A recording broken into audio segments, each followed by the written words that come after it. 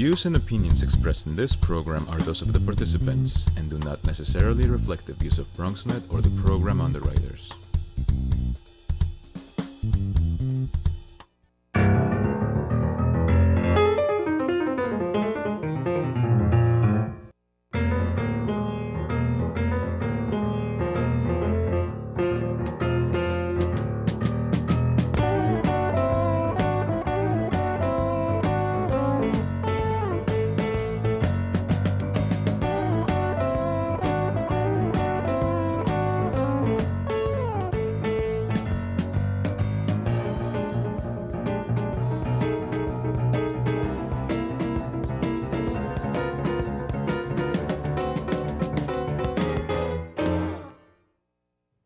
Good evening and welcome to Bronxtalk. Tonight's guest recently began his third year as the City Council member in the 11th Council District in the Bronx. That includes the Bronx neighborhoods of Bedford Park, Kingsbridge, Norwood, Riverdale, Van Cortlandt Village, Wakefield, and Woodlawn. Tonight we will talk with him about the Council's approval of the Mayor's zoning package, or prospective approval, his own participatory budgeting efforts, raises for Council members, and much more. If you'd like to talk with Council member Andrew Cohn, please call in at 718-960-7261, or if you'd like to send an email to bronxtalk@bronxnet.org, you can do that and we will read it on the air during a future edition of our program. For the here and now, the council member from the 11th District in the Bronx, Council member Andrew Cohn. Good evening. How are you, Gary? I'm fine, happy to have you with us. First time you're on the show without somebody else. Solo. I'm going solo tonight. Well, we'll see how you do. You told me just before the show that you spent part of your day today in Albany because it was, what, budget day or something? The council has always lobbied for its own agenda, the city's agenda in Albany. This year, the governor has proposed some very stiff cuts to the CUNY system and to Medicaid in particular. And so we wanted to make sure that the city's perspective was heard up there, and I spoke to some senators, some assembly people. Well, give us some insight. Number one, I think people, and I would be very interested, how does a day like that go? Do you individually go, or do you go with a team of people, or do they set up meetings ahead of time? I mean, how does that work? And then let's talk about what some of the results. Certainly, the CUNY and the Medicaid cuts that we've been reading about, a lot of people are very concerned about. Well, I have a ledge director, and she made some appointments with the legislators. I don't know if it's because I'm also a legislator, but I met mostly with the principals. Individually, you on your own? Some meetings we had with my council colleagues and the legislator. The chair of our finance committee, Jalissa Ferreras, came up, Vinnie Gentili from Brooklyn, Margaret Chin from Manhattan. We had a good group. And then some I met one-on-one with the legislator. Mm-hmm. And what is that conversation like, and how do we turn that into action that will help your constituents, or in the case of the CUNY cuts, maybe even save the city a little bit? Well, I tried not to just preach to the choir. So I met with some Republicans. I met with Simca Felder in Brooklyn, who's a state senator who conferences with the Republicans. I wanted to actually try and make sure that our case was heard by people who need to hear it. And we had very good conversations, good dialogues, and hopefully, the Assembly is steadfast in their support of CUNY and Medicaid. The Senate needs a little, the Republicans in the Senate, I think, need a little prodding to make sure that they understand how important CUNY is to not only to the city, but even philosophically and ideologically. It's a bridge to the middle class. I mean, we want to be giving people the opportunity to get an education and be productive, and that's the way to do it through CUNY. One of the issues also that you told me about was the minimum wage. I know certainly Speaker Hasty is behind it. Where is that at, and where was that dialogue at? I think people are, there's a lot of support for raising the minimum wage. One of the issues, though, is that there are a lot of contracts that are based on, for service providers, based on a lower minimum wage. So we want to make sure that not only does the minimum wage go up, but that it's funded for people who have service contracts, whether senior services or, as chair of the mental health committee, there's a lot of social service providers who have, workers who are making minimum wage, and we want to make sure that they get an increase. So, I'm going to try something new tonight. It's the first time we've ever done it. Usually we ask people to comment after the show, but because of the way media is nowadays, when we advertised all over Facebook and in Twitter and wherever else that you were going to be here, people started reacting already and wrote questions and said, hey, Gary, why not ask him this? So rather than wait till after the show and, deal with it afterwards, I wrote some of them down. One of the questions directly referred to the minimum wage, and this was regarding the council raise that was given. The council recently voted, as you know, to give a whopping raise to more than $140,000. It does eliminate outside income and fees for being chair of a committee. And the question that was written, why should it take 5 years to raise the minimum wage to $15 an hour, but it took only one vote to give a 32% raise? And this was the quote from the Bronxite who wrote it. These politicians always say there isn't enough money to do things, but they always seem to find extra money to give themselves raises. So I appreciate the sentiment. If I could raise the minimum wage, I would. The city council doesn't do that, unfortunately. We are in charge of our own salary, and I just will say that, I voted for the salary increase. And I voted it really on the premise that I believe it's good government. I think we want to make the position attractive. I want people to run, good people to run, and feel like that they can be, reasonably compensated, not giving up a tremendous amount from the private sector to the public sector. And, to get the best and the brightest to run, the position has to be attractive. And I feel that having a salary that is somewhat competitive with the private sector is important. Two aspects of that. Number one, you had income coming from other sources which you will not be able to do at this point? When I ran, I had a legal practice, right. yes. But by the time I was elected, I had managed to kill my legal practice. Oh, okay. So I only do this full time. But I do have colleagues who have legal practices, who will have to end that at the end of this term. We used to get a stipend, affectionately known as a Lulu, for chairing committees. That has been eliminated. So there was a package of reforms. But again, ultimately, I just think that it makes the position more attractive, and getting people to run is what this democracy is about. The other side of it was there's an ethics component to it. The idea is if you make more money, then allegedly the temptation to trade your position for something else might not be there. Is that really a valid argument? I don't think so. I mean, under no circumstances should somebody be trading anything. Yes. Okay. But I think it's, I think that our compensation for our state legislators, while they should raise the minimum wage, they should raise their own salaries. I mean, $79.5 for the amount of work that they do. And it almost insists that they have a second job because, not to say it's nothing, but to travel back and forth to Albany, it's not nothing. And Bronxites, many Bronxites make much less than that. But, you want, again, the best and the brightest, people who have other opportunities in the private sector to consider public service. And I think offering a competitive salary is one of the ways to do that. Let's talk about one of the biggest issues in the Bronx and for you and for the city of New York is the mayor's zoning plan. It appears to be, I guess the vote is tomorrow, actually. The vote is folks tomorrow. who watch on tape, we're doing this Monday night, so the vote will be tomorrow. It appears to be ready to be approved. You, characteristically, independently, came out against the ZQA plan, the Zoning for Quality and Affordability plan, but supported the Mandatory Inclusionary Housing plan. Why don't you explain why you did one and not the other? Well, ZQA, the Zoning for Quality and Affordability, once we vote on it, assuming it passes, it will go into effect immediately and it will cover the entire city. MIH is inert until you have a corresponding upzoning. So if it passes the council on Tuesday, for MIH, nothing will change. As you know, the city's talking about doing some neighborhood upzonings. The first one will probably be East New York. Councilmember Gibson has an upzoning potentially in the Jerome Avenue corridor. Yeah, I'd like to talk with you about that. But unless those neighborhoods are upzoned, MIH will not have any impact. So it gives the community an opportunity to shape their future and their destiny in terms of zoning. My problem with ZQA was we're going to vote on it, and if it passes, it will go into effect immediately.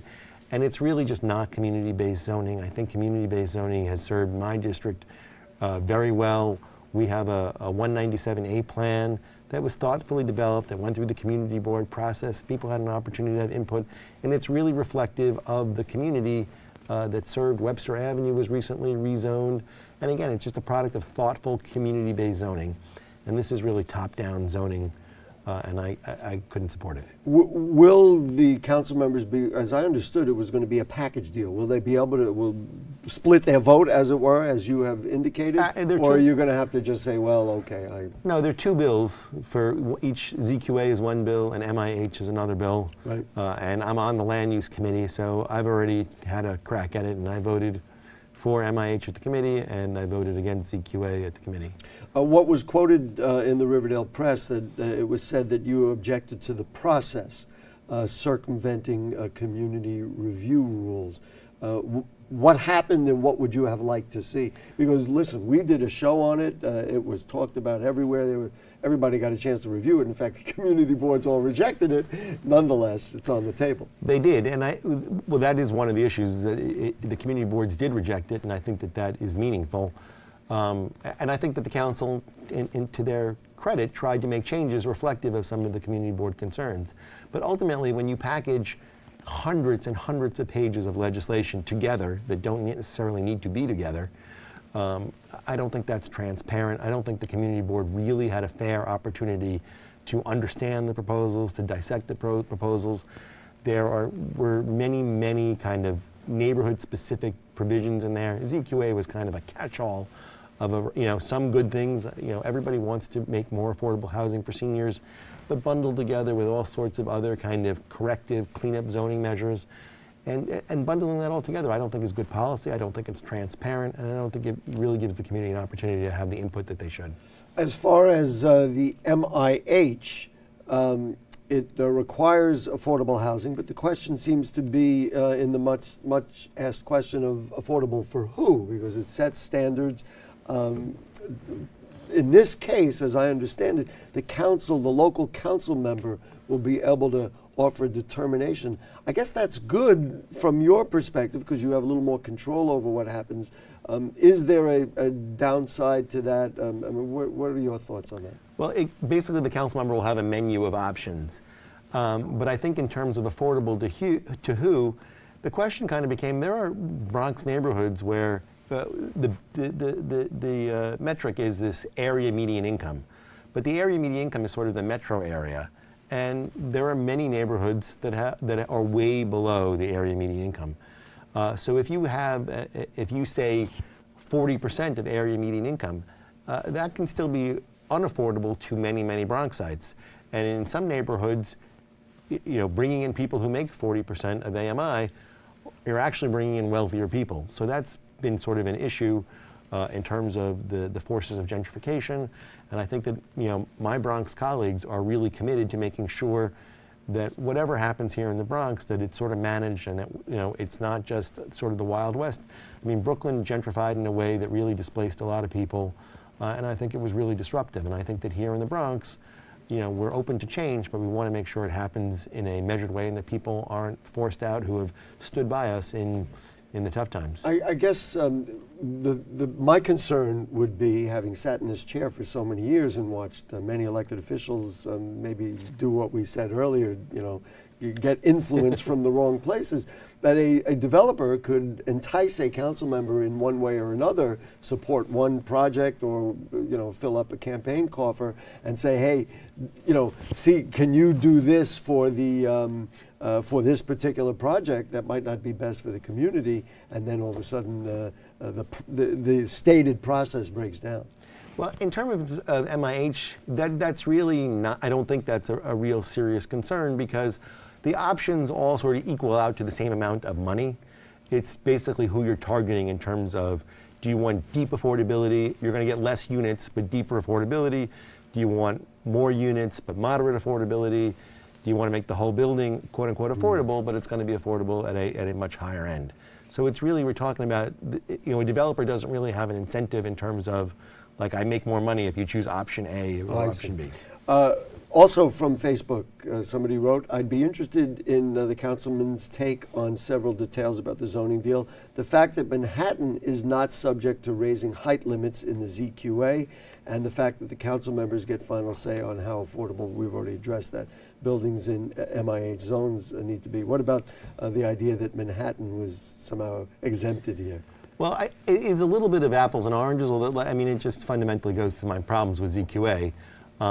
You know, in Manhattan, they already didn't have the parking requirements that we had, so they weren't giving up as much. But again, I think it's just a flawed process, and it's just one bill for the entire city covering every neighborhood. It doesn't make a lot of sense, and there would be better ways to do it. I guess it would be unfair to ask you to explain why this is okay when you're actually voting against it. Yeah, it's not okay. And certainly the parking restrictions or easing those parking restrictions for your neighborhood, for my neighborhood, for every Bronx neighborhood is going to be a problem. It is a problem. You know, my district borders Westchester County.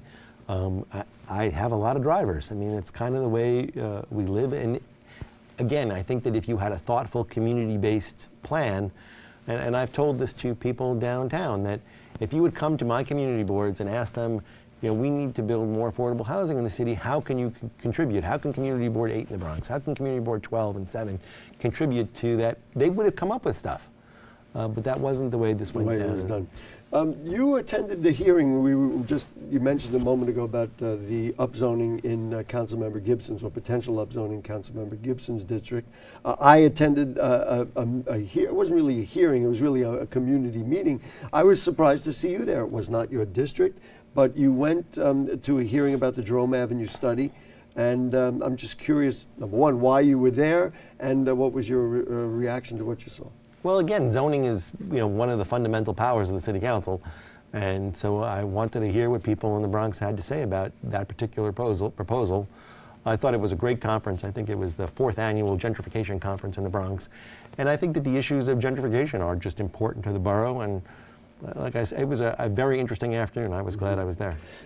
You know, speaking of gentrification, and this is in your district, in the areas around, let's say, Broadway in the 230s, there's a lot of development there, and I know this because I've been to a number of them. There are new restaurants, but you don't get the sense that that improvement in the neighborhood, unlike the fears that are being stoked in other areas, is really going to contribute to kind of a people moving out or a changing of rents, or that kind of thing, or gentrification in plain and simple. Is there a reason why this is going so well? I mean, you have a number of new restaurants. You have the new mall, 2 new malls that have come in. There's a lot of things going on in that area, yet you don't hear people in that part of the Bronx going, aha, this is driving us all, or potentially going to drive us out. I don't think that it has certainly reached a fevered pitch. I will say that I do see signs of people, discovering the Northwest Bronx. Bedford Park, I think, is an area that, again, I want to make sure that people are not displaced in the council district. People who have, been here through the bad times, who, are entitled to have a home here in the Bronx. But I do see signs, I think, that people, you see the joggers on Moshulu Parkway. I don't recall seeing all these joggers before, and I see things that, that do sort of indicate that people are discovering the neighborhood. Discovering the neighborhood and not necessarily being forced out. That's, of course, the difference. Before, I really want to get to this participatory budgeting, which is, I know, something very important to you and important to the city of New York. So just one final question. Is it possible then, or is this area that we just talked about, possible to develop these areas and not move people out and build up the Bronx in a way that includes rather than excludes? Well, I think it is, but I should not say it's possible in sort of an imperfect way. I mean, new people coming in will put pressure, undoubtedly, on long-term residents. The council has a housing task force in which just a handful of members were asked to sit on, and I was asked to sit on it because I do have a substantial stock of affordable housing that we want to make sure we preserve. But there are pressures on it, and there will be no doubt, this early intervention, I think, of being aware of it, and again, not letting it happen in in the way that it happened in Brooklyn. I think that people thought it started as a trickle in Brooklyn, and suddenly, half of Brooklyn was not affordable. So. Right. Well, I guess your stated commitment to, making sure to the degree you can that people don't get moved out is probably a good thing for people to hear. Let's get to this participatory budgeting. There are a number of projects that are out there. Before I list them, or I know you've got them in front of you, what is it and how does it work and why are you so excited about it? I am very excited about it, and basically I get $1 million of capital money, and I designated to be spent by the taxpayers, by people who vote. Anybody who lives in the district. You can be as young as 14 years old. If you live in the district, you have the opportunity to cast a ballot, choose up to 5 projects. The 5 winning projects are going to get funded. And you will not have a say. It is literally a democratic process. I'm going to cast a ballot, so I'll get 1 ballot's worth. Equal to what I have or other people. I live in the district. I'm going to cast my 1 ballot. Yes. And so can we just list the projects, or you want me to list them? Sure. Sure, all right, I got them right here. This is out of the Norwood News, thanks to our friends in the Norwood News, although the council member has the official list as well. I'm just going to list them. Renovations to the basketball court at Wakefield Playground, renovations to the spray showers at Woodlawn Playground, improvements to the dog run at Hackett Park, installation of adult fitness equipment at Classic Playground, the construction of a mini skate park at Seton Park, district-wide bus countdown clocks, the replacement of gym lockers in Intech Academy, a technology upgrade for all schools in the district renovations to the auditorium at PS 280, MS 80, installation of an HVAC system at Marshall Library. There are a couple more that I don't want to miss out. Installation of an HVAC system at the Spuyten Duyvil Library, and the district-wide installations of security cameras in 47th, 50th, and 52nd precincts. So the process is that you're literally going to go in and vote for 5 of them? Your top 5, yeah. Top 5, and then and they're worth like $300,000 each, that kind of thing. Now we have a list for where people can vote. Where and when can you vote? This is the second time we're doing this, so we really wanted to make sure that everybody had the opportunity to vote. So there's voting all over the place. It starts on March 26th. We've got it up on the screen. You don't have to list them. Okay. But you can see from the list that we really tried to cover every corner of the district and make sure that people had an opportunity to vote. So it's coming up like right now. Yes, like it's March 26th. There it is, March 26th to April 3rd. We've got it up on the screen. For anybody who wants more information, obviously just call your district office. Call our district office, tweet at our district office, Facebook us, however.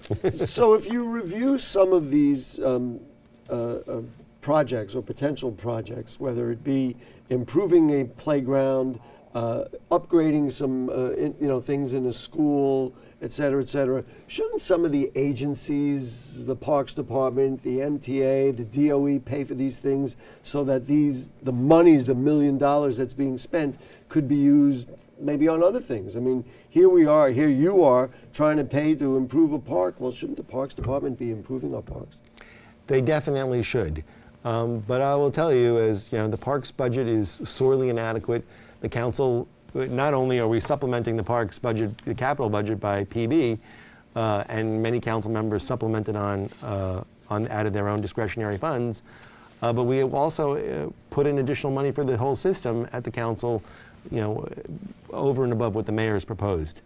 But it's, I saw on the news actually the other day about the mayor not visiting the High Line. And I think the mayor, is concerned about, the High Line has this whole system. The High Line in Manhattan. In Manhattan, where it's paid by real estate developers to build this fancy park. There's nobody who's going to build a fancy park in the South Bronx. Or even in Northeast Bronx, your neighborhood. Or Northwest Bronx, yes. Right. So I think that it's really important that, we have this commitment, and that's, I'm glad that Parks Projects made it onto PB. But there's no doubt that we could, park clean more. But I'll tell you, the schools in our district, District 10 is the school district. It is incredibly overcrowded.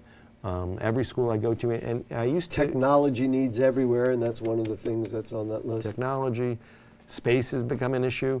We had a Bronx delegation meeting with the School Construction Authority the other day, and historically, there were seats in the South Bronx that the schools were not as full. District 10 has always been full, but the whole borough, there's not an empty seat to be had. in the Bronx. So whatever support you can give, it would be nice, I guess, is what you're saying, to say, well, good, let the DOE, manage its facilities, but there's greater needs in any agency you point to. They all have more needs. So back to Facebook. Now, this is a concept that I'm sure you've heard, and it came up today, so I'm just going to repeat it. Someone said Woodlawn needs all the help that we can get, especially when it comes to the neighborhood, and the park needs to be updated. Lighting in the neighborhood, I understand they're potentially updating the sprinklers in the park. We just don't need an updated sprinkler. We need updating the park in total. Why keep giving it to Riverdale, which looks like a luxury neighborhood? As I said, I'm sure you've heard this before, but it came up today, and in fairness, I wanted to present it to you. Well, I'm happy to respond to that. And any corner of the district always points to some other corner of the district that they're getting more than the corner you happen to be in. But I will say in Woodlawn, in all fairness, that they're going to get a brand new library. That Senator Klein and I allocated about $2 million to redo Indian Field. I've spent more time in office working on the Woodlawn Dog Run and getting that project moving ahead than I care to admit. So I think that Woodlawn actually gets treated pretty fairly. All right, I'm going to read you another quote which gives you a different perspective, and I'm not going to have enough time to read the whole quote, but they said, we're in the middle of a survey drive to get attention to the overcrowding at our local K-8 school PS19. It's been approved, but it seems that the holdup on the project being greenlit is funding. They acknowledge you've been very supportive. Are there any developments in this regard for PS19? Well, the survey was really at my request. PS19 is a great school, and it's the only school in Woodlawn, the only public school in Woodlawn. So it's important, I think, that we get it right, and that we make sure that any expansion of the school is done in a thoughtful way that really reflects the community's needs.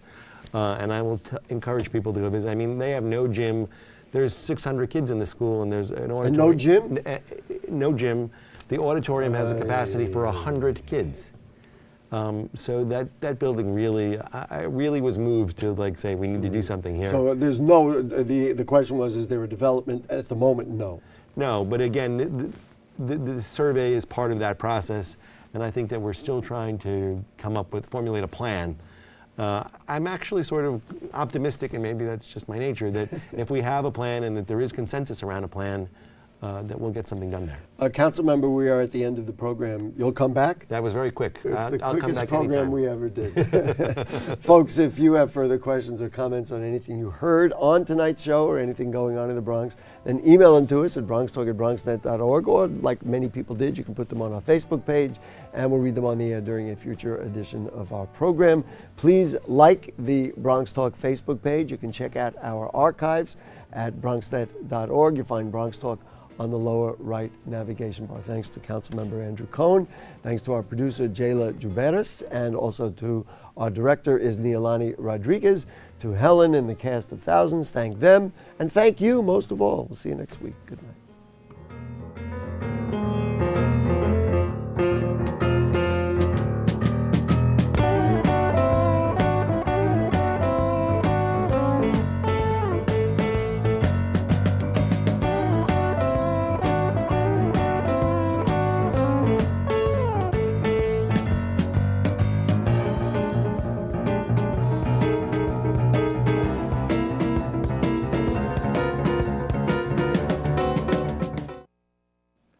Hi, I'm Councilmember Andrew Cohen, and I want to know how you would spend $1 million. Participatory budgeting is an initiative that gives you the power to decide how to spend these capital funds on community improvements. From March 26th through April 3rd, there will be expos and voting throughout the district, so you have the opportunity to vote on projects you think should receive funding. Any resident 14 years or older is eligible to vote. Contact my office or follow me on social media to find a voting location near you. Real money, real projects, you decide. See you at the voting booth.